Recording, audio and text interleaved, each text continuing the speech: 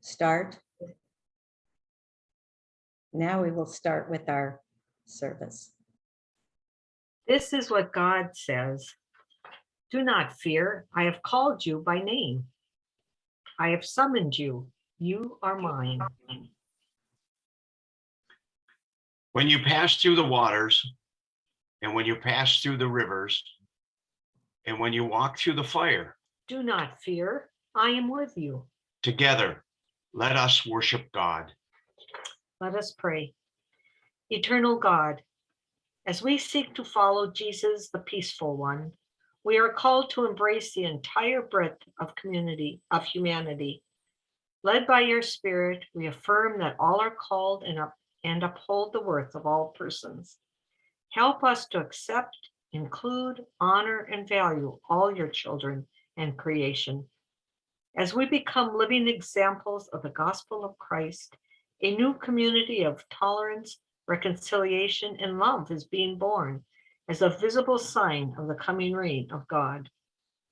As we reflect upon the covenants made through our baptismal commitment, may we be found doing our part to promote your reign on earth as it is in heaven. In Christ's name we offer this. Amen.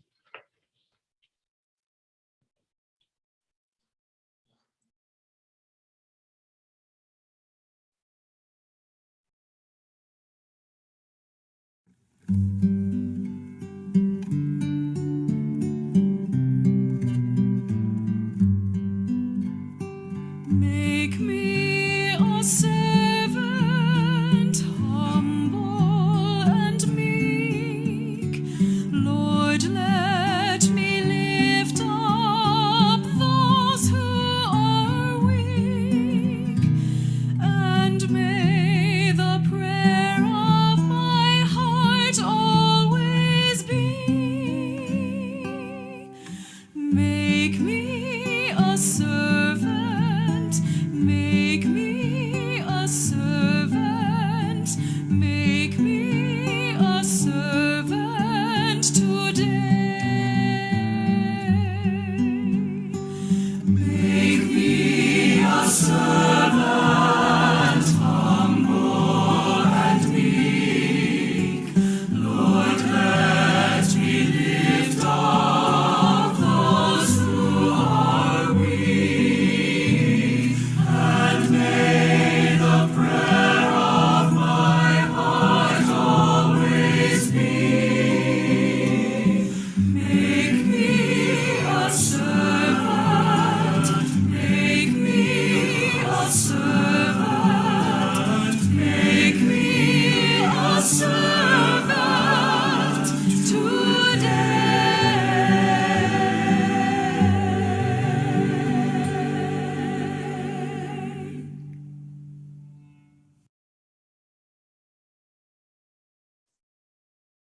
Good morning. And again, we welcome all of you. It's wonderful to have everybody together, and it's wonderful that we all get to stay inside out of the wind chill, hopefully. I want Barb Duke to unmute for just a moment. She shared this picture before, and I asked her if I could use it for our service today. Barb, can you unmute and just tell us about this picture? Our congregation has a baptismal font, but most of our baptisms happen in the creek that's not too far from the church.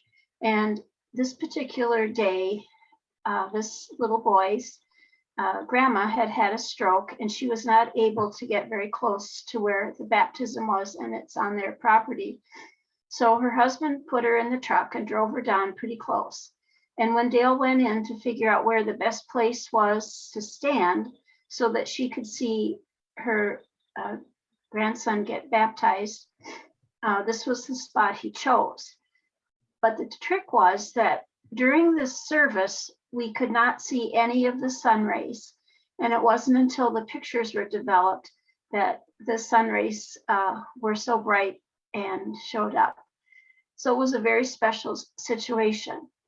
But one of the blessings that came out of this was that when the mother got the pictures back, she was so touched and showed them to everyone, people at work, people in their family, people in their community, and everyone wanted to know about how our church did baptism. So it was a wonderful opportunity for missionary evangelism. But this little boy was a very special young man, and he is grown up to be a very special young man. And he is actually trying out for the Olympics in wrestling. So someday you might actually hear his name in the news. But this was a very special experience for everyone that was in attendance, and I'm very thankful that we got to do this.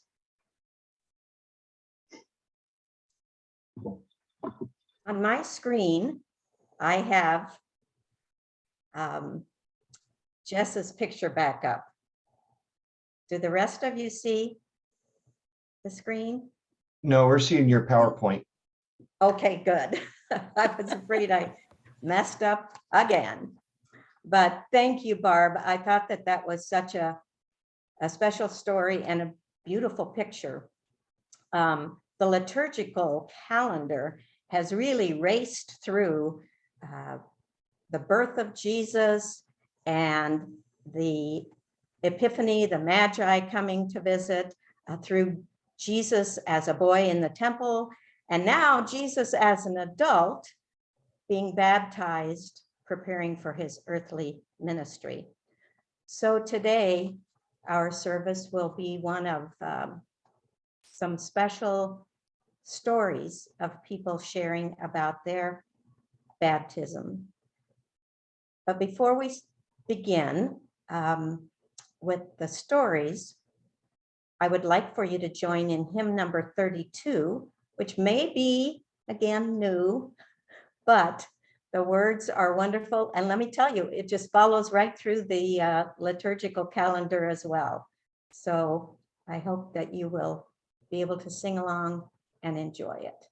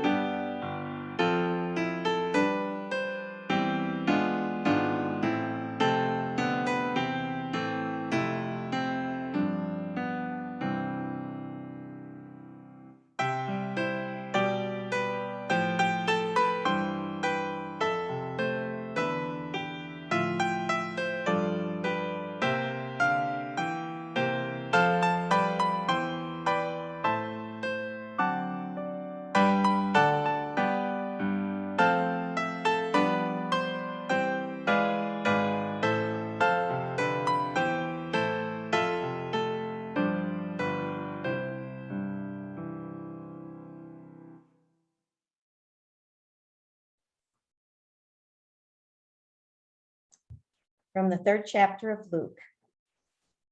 The people were waiting expectantly and were all wondering in their hearts if John might possibly be the Christ. John answered them all, "I baptize you with water, but one more powerful than I will come, the thongs of whose sandals I am not worthy to untie." When all the people were being baptized, Jesus was baptized too. And as he was praying, heaven was opened and the Holy Spirit descended on him in bodily form like a dove. And a voice came from heaven, "You are my son, whom I love. With you I am well pleased."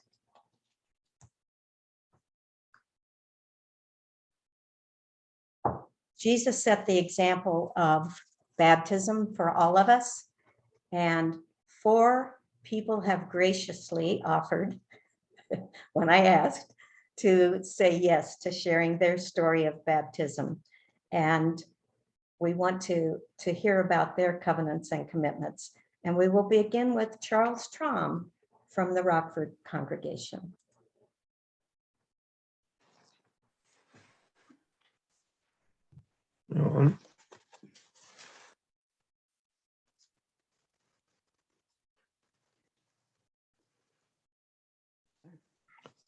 Good morning, everybody. When I was asked to explain about my baptism from Becky here the other week, I told her I'd do it. I didn't hesitate about it a bit. I don't know. But anyway, I never was a member of any church, never attended church very often or anything else. And then after I met my bride and got married, she belonged to this church called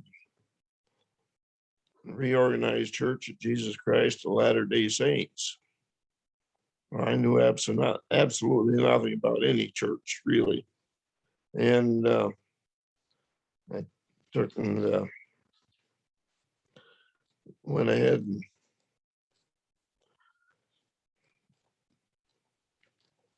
worked out that we was able to attend church in Rockford. She was a member of the Savannah Church. And after we got married and moved closer to Rockford, she got transferred into Rockford. Well, then I started when I had the children, and had them all blessed and baptized. I just took and kept hearing all these stories about wonderful things that happened from knowing Jesus. And so I took and I guess you'd call it experimented a little bit. In 1972, I got injured at work, and I had to go to the hospital. I had to go in on New Year's Day, 73, so I could have surgery the next morning. Well, I had to be off work for 3 months with that knee surgery back then. And I took, and as time went on, I kept thinking that maybe I ought to start changing my ways a little bit, some of the things I was doing and so forth. And so on New Year's Day at church, Jan took and said I should be baptized or should be administered to. And I had no idea what she was talking about. And she explained it a little bit to me, and so I agreed I'd do it. And then in, let's see, that was in March of 73. And then I got to go back to work. But while I was off that period, I took and got a chance to get a part-time job along with my full-time job. And this part-time job was driving semi. And I had to take tests and get my Class A. I was a Class A license at that time. You didn't have your CDLs like you have today. Anyhow, I was Class A driver's license. I took and got that, and then about the time I got that, why the doctor released me so I could go back to my regular job. Well, I took and I started working 2 jobs. And along with that, why any changes in my life, why I kind of got in the habit of praying about it. And I took and got, well, I shared here a while back about going to Nebraska in snowstorm, not having any trouble. That was part of one of the answers to my prayers. And then I took on December the 5th, 1975, about 20 minutes to 8 in the evening, I got hit head on by a drunk driver down south of Rockford. And needless to say, that car he was driving wasn't much left of it after he went underneath that semi tractor. So, but from the time I seen that car until he hit me, why there was, and even after he hit me, till everything quits moving, I should say. I took and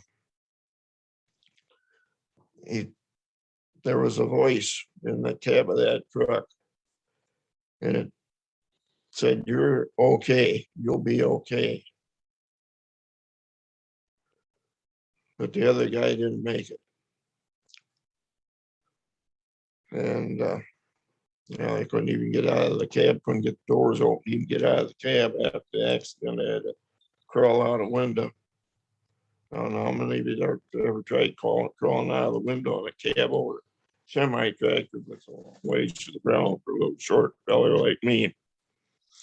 But anyway, then later on, about that was in 76, no, 75. And then I took and went to kept getting, I'm sorry about this, but my memory's kind of cloudy on some of these things that I need to let you hear. But anyway, we took and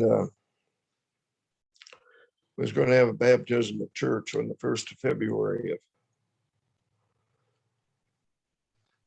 76. And so I took and I decided by then I wanted to be baptized.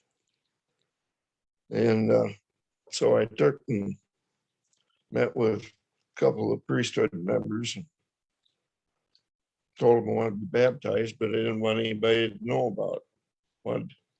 Wanted it to be a surprise. So they agreed. So come that morning to go to church, I took and the one priesthood member, he had agreed to bring a pair of white pants, so I wouldn't have to take any clothes from home.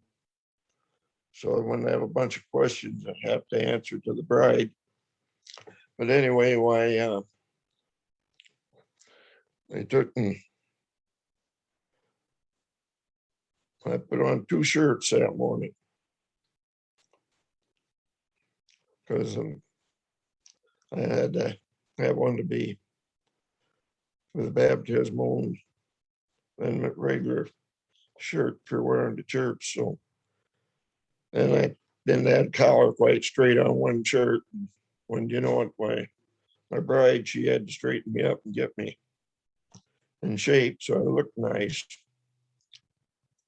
But I don't know how much she got done because it wouldn't hardly let her touch me. But anyhow, that morning we were sitting there in church, and all the rest of the people who was getting baptized that Sunday had been baptized.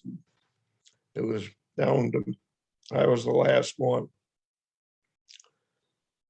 And we all sitting there together and everything.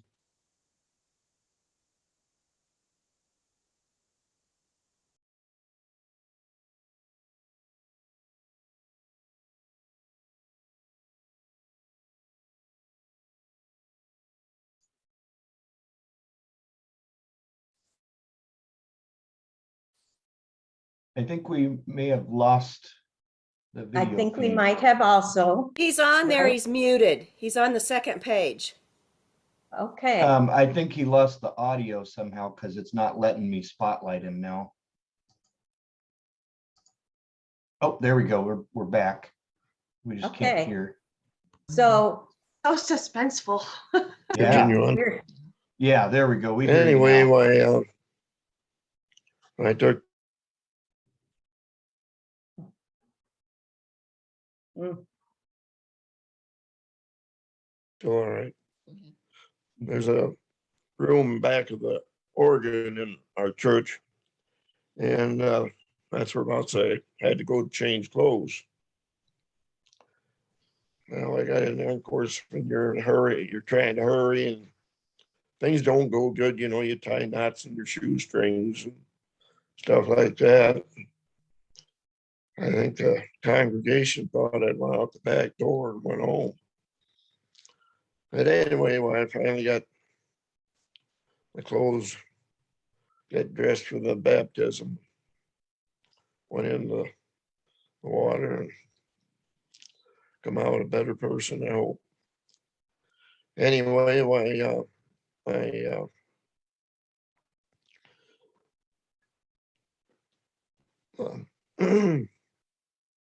excuse me, my meeting with the or being administered to, I should say that turned out that was one of the best things that I probably ever had done. There's another guy that I knew that had the same surgery, the same doctor and everything before me. And he never really did get over it good. And in 3 months' time, I was really good. And I know it had to be with that administration that I had before that. Since then, I've had different ones whenever I've had health problems or anything, and to get, I've never had a failure yet. And it's always been a good feeling to know that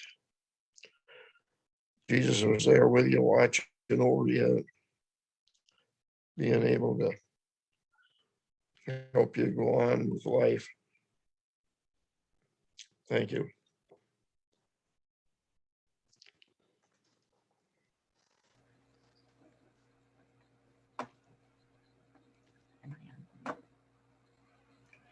Today we celebrate Jesus' baptism by John when the Spirit of God descended upon Jesus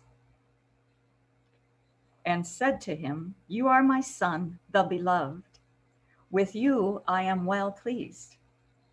In the practice of Christian baptism, water symbolizes the call to new life. As we yield our lives to Christ in baptism, we enter Christian community and have the promise of salvation. We affirm that God's grace has no bounds and God's love is greater than we can know. In this spirit, we meet our brothers and sisters worldwide in the desire that all may know peace and wholeness.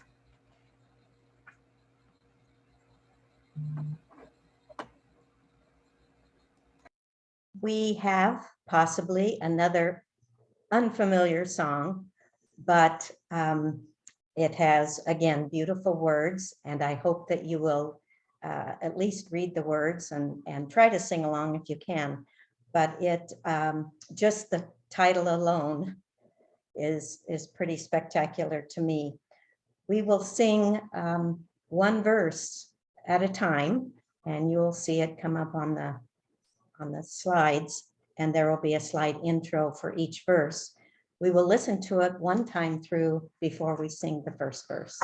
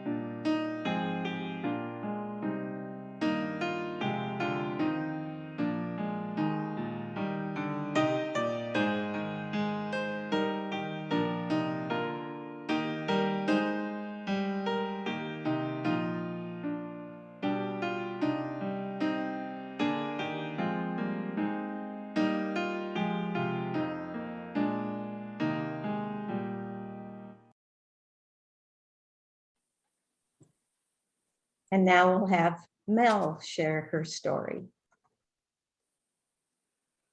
Good morning, everyone. When I was asked to do this, I didn't know what to do. I just so I guess I'm just going to, and I called Becky yesterday because I was kind of mortified because I have such an unusual story to tell. I was baptized when I was 7 years old with 6 brothers and sisters and my mom and dad in a Lutheran church in Twig. From there, we did Sunday school, summers, Bible school, youth groups, confirmations. I belonged to the choir.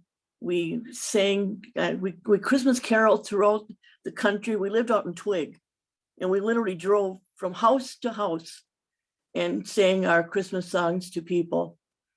So I grew up with this beautiful life of having a church, and the minister we had was absolutely a wonderful man.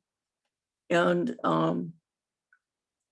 then after I graduated from high school and I moved downtown, I got away from the church, from that church anyway. And then my life just went on. I got jobs, I worked, I did things I was supposed to do. I went in and out of the churches, to visit back and forth to up a Twig. I moved to Washington State. From Washington State, I moved back to Minnesota.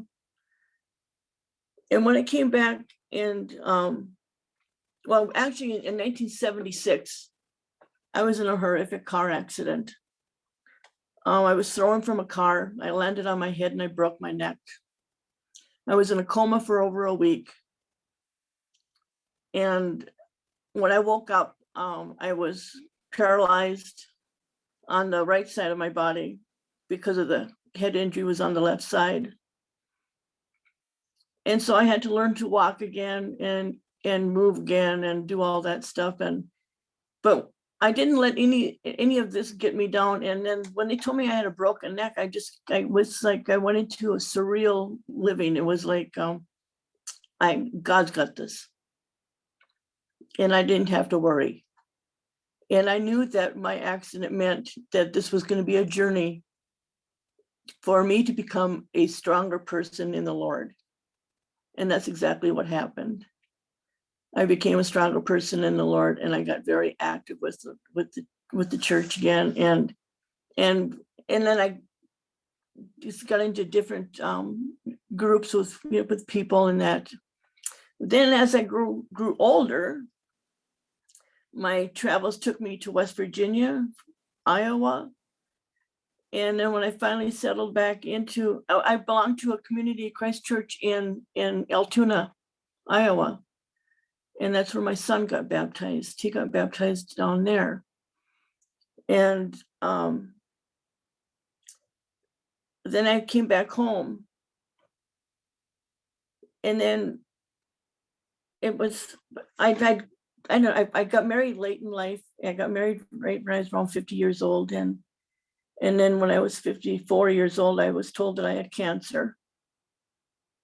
And then when I was told I had cancer right after that, I was told I was getting a divorce. So that was even a harder thing to be handed. But I went back to the church, and I went back to praying, and I went back to doing what I needed to do. And I went back to the church only because Donna talked to me one day. I went to her house, and I was scared. I was going to have chemo. I've never in my life had to go through this, and I just felt so alone. And she said, Mel, come to church with me on Sunday, because I hadn't been to church for a while. And I said, okay. So I met her at her trailer, and we went to church. And I walked in, and I met Steve and Faye. And when I walked in, I just knew I was home. I just knew that this was going to be a wonderful place to be. And they accepted me, and they showed me that they cared, and they prayed for me, and they helped me through all that horrible time that I went through with cancer. But through baptism, I was just done with chemo and getting into radiation when Steve was going to baptize a couple of people. And I said, hey, can I get baptized? And he said, of course you can. And so anyway, as I remember, I think there was like 4 or 5 of us that got baptized that day, but they rented a hot tub and put it in the back of the church. And my sister came with me, and I got baptized, and I will never forget that day as long as I live. It was bright and sunny, and Stephen, his sense of humor, made it even better. He kept patting the top of my head because I had really, really tight curly hair after the chemo I had growing out. My hair had grown back out, and he kept patting my head and wishing he could have my hair. So he made things really easy that day for me also. And I have to say that how much I love Steve and Faye, and I care so deeply for them. But I knew that I needed to do even more. I knew I needed to go even farther. And so I even though I was retired, I didn't want to retire. I went back to work. And I ended up having a job now in the high school, in the middle school, high school at Hermantown. And then COVID came. And when COVID came, I decided to do something even different. I decided I needed to do a daily blessing on my Facebook. And so every single morning I go through, it's called, there are several different places you can go, but the one I'm using right now is I just ask for Sunday's blessings and quotes, and I will get just a ton of different things to look and read through. And I try to find something, and then I always leave it with for people to have joy and peace in their life. Because this is what I've been given through baptism, is the ability to know what that joy is. Because to be honest with you, my life was not fun. I had a really rough life as a single person and a single parent. And when I found joy and peace and put it into my life and knew that it could work, it was through coming to Northwood congregation that I became a better Christian. I became a stronger person. And I want to keep on doing it. And so anyway, I think getting baptized the second time around was so much better. I learned a lot being, 7 years old and going through it, but going on it at 50, and now I'm way into the 60s. I just absolutely have learned so much more being baptized the second time around. And I am so grateful. I am so grateful for everything that I have got.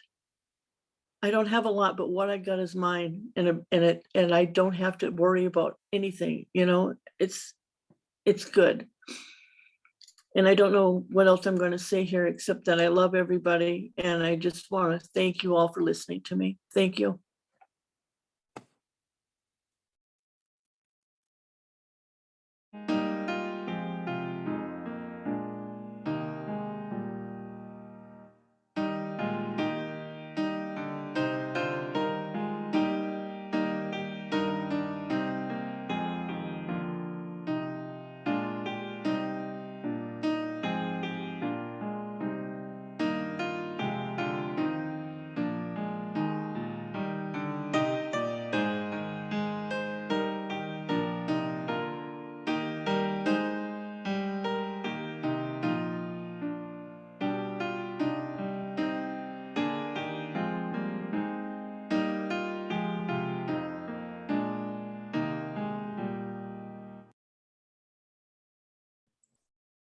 And now our newest member, Vincent, and his mom will share his story.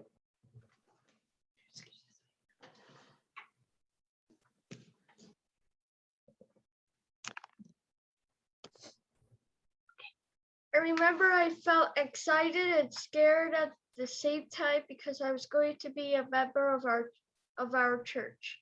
I had a feeling of forgiveness and being blessed. I learned about the Trinity and how to connect with God and Jesus and the Holy Spirit. I can pray and talk to God anytime I want. Becky said, "Psst," and that means pray, study, and trust. I am pretty good at praying for people, and I know God hears my prayers. I got a Bible Force book to help me understand and study the stories of the Bible. Then I started to have a lot more questions, so my family helps me find the answers. I made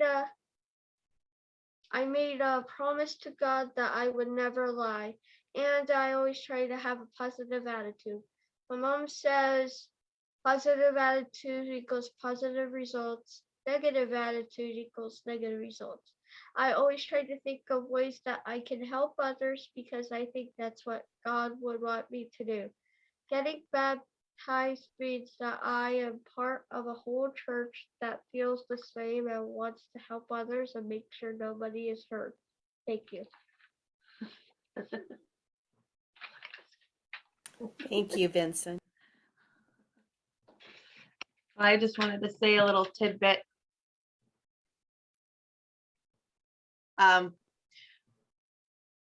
When we actually were planning for this baptism, of course, it occurred during the pandemic. So it changed things a little bit, back in the day, in the old days, I suppose you could say, planning a baptism would look a little different. You wouldn't have to, make sure you had everyone signed in. You know, the more people there, the merrier. Well, this wasn't the case for this one. We had to keep it limited and have it outside, and everyone was masked and sanitized and the whole nine. But on the day of, we all drove from all different places of the mission center, you could say. And every single one of us drove through rain and cloud and fog and gloomy skies, and it just poured down rain on all of us. And every single one of us, I guarantee you, every single one of us was thinking, oh, what are we gonna do?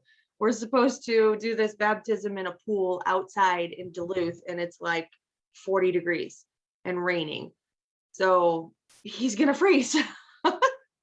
And we got about 5 minutes or so from Duluth on our journey, as did everyone else. And suddenly the skies opened up, the clouds went away, the sun came out, and it rose in temperature, I don't know, 20, 30 degrees. It was 70 by the time he actually got in the water. And it was an incredible, beautiful day for his baptism. And it was just one of those things that there was so many questions before the baptism actually happened. Should we do this now? Is this the time? Should we go through with this? Maybe we shouldn't be doing this right now, you know? And then when the skies opened up and the sun came down, it was like, what were you thinking? How could this not be the right time? And I was very grateful for that, but I wanted to share that.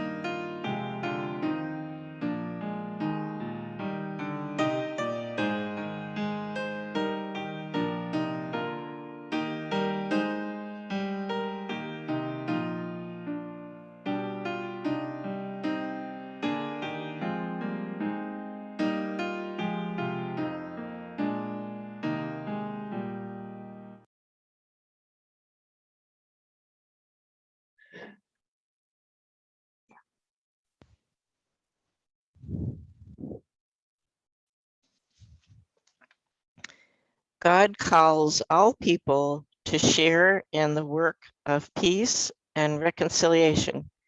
God's mission is to empower all people to wholeness, restoration, and right relationships with God and creation.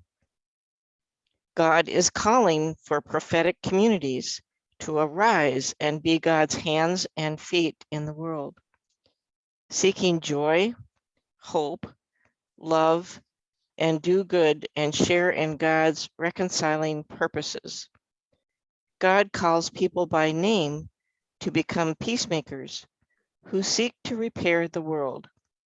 Together we discern and respond to God's call through our baptismal commitment.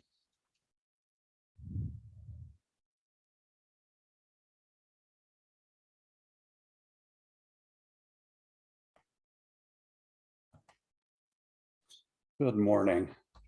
I'll try and speak as well as I can. I'm not as articulate as everyone else.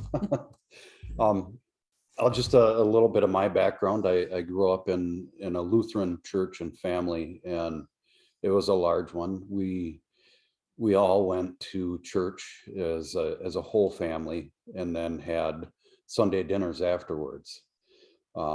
Went through Sunday school when I was young. I was baptized as a baby. So that's the Lutheran way. And then as you go on, you go to confirmation and confirm your beliefs and whatnot. And that way you're an adult member of the church. It's after that, traveling a lot, working out of town, and being gone away from home a lot, I wasn't a regular attendee at church. Lo and behold, I met Tina, and that would change. It was a wonderful change. Kind of funny little thing, when her and I first got together, she was like, well, let's meet the family. And lo and behold, I was thinking, okay, so I'll meet your mom and dad, and I'll meet, if you have any siblings or whatnot. It was more along the lines of, well, what was it, the picnic? It was at Leela Eggenberger's house, and it was I'm trying to think of what the word it was. It was Mission Center picnic thing. it wasn't a mission center, but it was your it was like the congregational picnic for the year. And it was just, it was wonderful. Not only did I meet her family, but her church family, which was her family, and everyone took me and treated me like family, very warm and welcoming. So it was a wonderful thing. And that kind of, that helped push towards a little bit on persuasion and suggestion of baptism. And when her and I eventually got married up off Lake Superior, by Steve Elder, who's a wonderful friend of the family and wonderful man. We decided to get married up on Lake Superior, and Steve was the one to marry Tina and I. And so there was a connection there. And so it was one of those things that after him marrying us and going to some other church meetings and whatnot, Steve kind of pulled me aside and says, well, say, I got something to talk to you about there, young man. And we know how Steve is. He's kind of persuasive. So it was some persuasion on me being baptized. So that helped. And we decided that I would be baptized up there in the Northwoods congregation, being the whole connection of the big lake and Steve marrying us and everything. And it's an absolutely beautiful place. So I kind of, from there, it went to my thoughts on how I wanted to be baptized, or how I wanted to go about being baptized. And I'm an outdoors person. I love the outdoors. I love nature. I believe that when we're out there, God's beauty surrounds us entirely. And I thought, to me, it had some meaningful aspect of recommitting and reconnecting with Christ, and reconfirming my faith, being baptized in the river.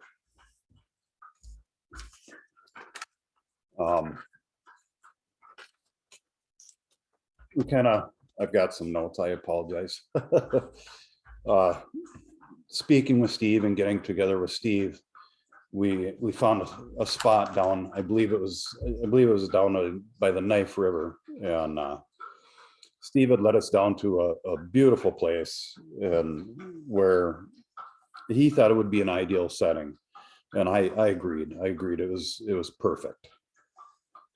So that day, the feeling of excitement and looking forward to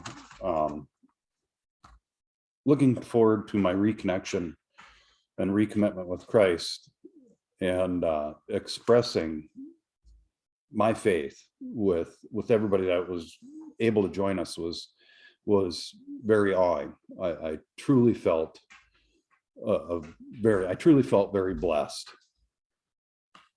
And I was very, very happy. So it was one of those things that I kind of got to read my notes here. So I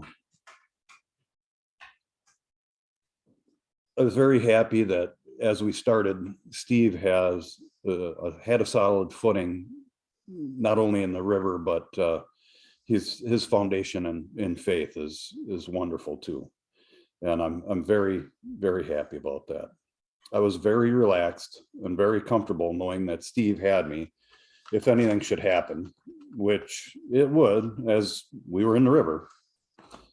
I was standing on a somewhat sandy spot, and I had started to stand up after the submersion, and at that point the flow of the river started to slowly but surely take the sand out from underneath my feet, and inevitable leaving Steve to actually pull me up from the water. I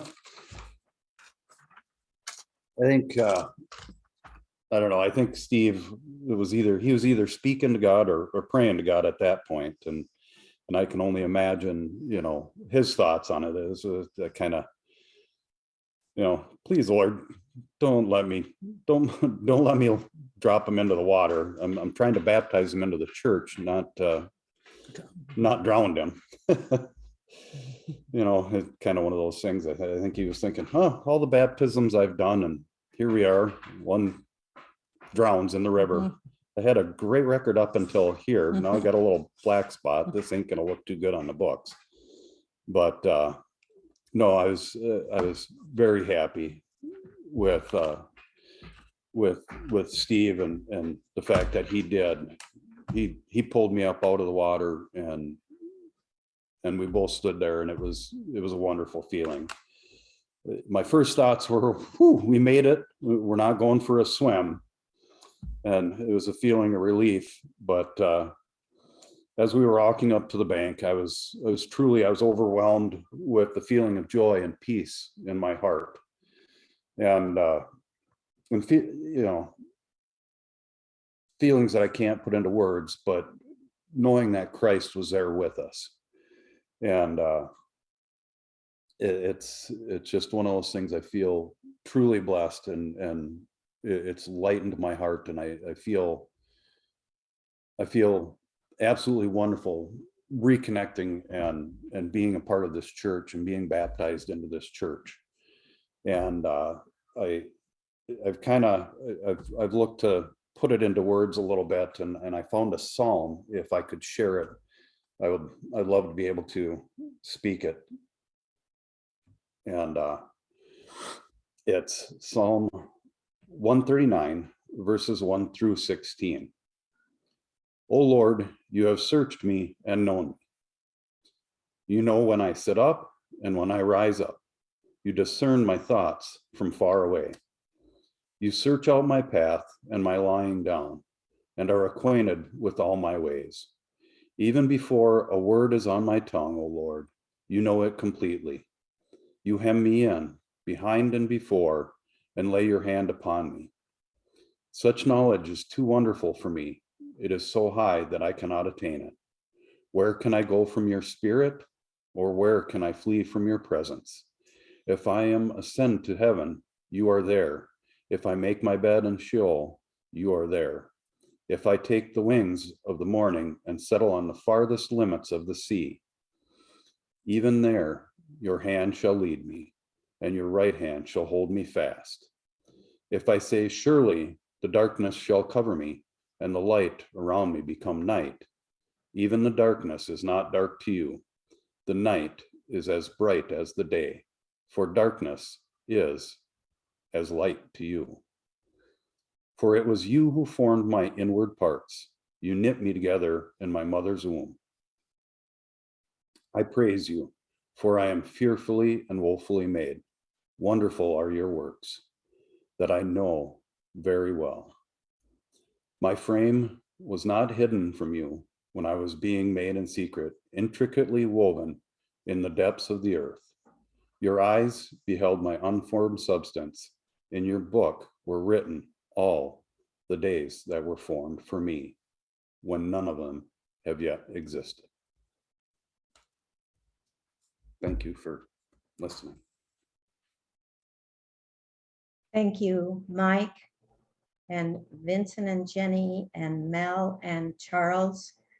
It's not easy always to share our stories, especially in front of a group. And I'm so grateful that you did, because all of your stories have touched us in special ways. So thank you very much for that. We will sing the last verse of hymn 496, followed by our offertory and our closing hymn.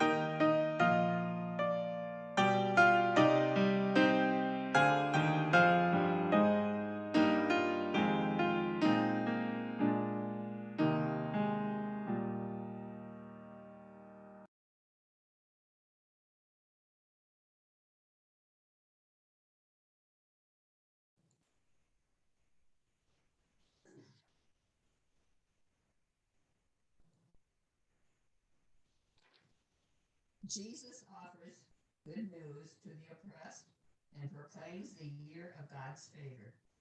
God desires for all to experience wholeness and fullness of life. Through our offerings, we are able to tangibly express our gratitude to God, who is the giver of all. Our hearts grow aligned to God's when we gracefully receive and faithfully respond by living Christ's missions. Will you pray, please? Our God, the giver of all good gifts, we thank you for all the wonderful gifts that you have given us. This beautiful day, in this beautiful country, and we pray that you just be with each one of us and help us always to look towards your gifts and to be able to share them with others, that they might know and learn of you and of your gifts that you have for them, to just reach out and touch you. We just ask that you bless each one and be with those that are sick, that they might feel your spirit of holiness. We pray that you bless each one. In Jesus' name.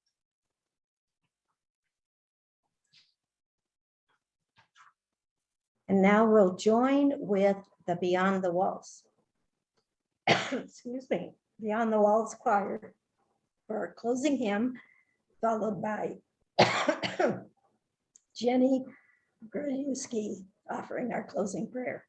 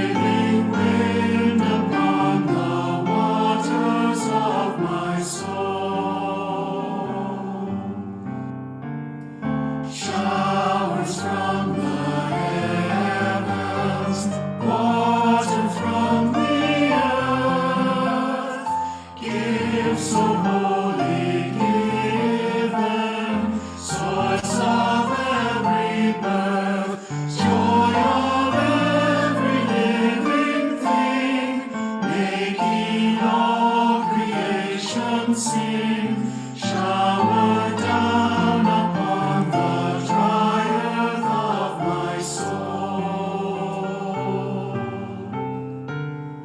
Rock and hill and garden, wood and desert sand, prairie, field and meadow, shaped by love's own hand, love that fills the world around, springing up from barren ground, grow your love within the garden of my soul. Blazing light of wonder, flame that pierces night, burst the dark asunder, fill our souls with light. Lord of glory, fill the skies, make an end to hatred's cries, be the blazing sun of justice in our lives. Wind upon the waters, rains upon the sand, grace your sons and daughters, newborn by your hand. Come, O Spirit, and renew all the life that comes from you. Send your winds upon the waters of my soul.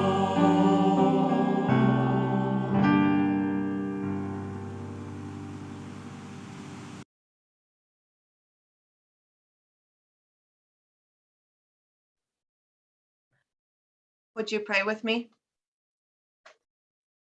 Eternal God, wind upon the waters, you call us by name to be a prophetic people of peace. Just as you called to your exiled forebears long ago, you called Jesus to the waters of baptism and continually speak today. Inspire us to promptly respond to your divine calling with a generous yes. May we always remember our baptismal covenants that beckon us to a deeper relationship with you and all creation. May we always seek your peace on and for the earth. Amen. Community of Christ, your name, given as a divine blessing, is your identity and calling. If you will discern and embrace its full meaning, you will not only discover your future, you will become a blessing to the whole creation. Do not be afraid to go where it beckons you to go. Thank you.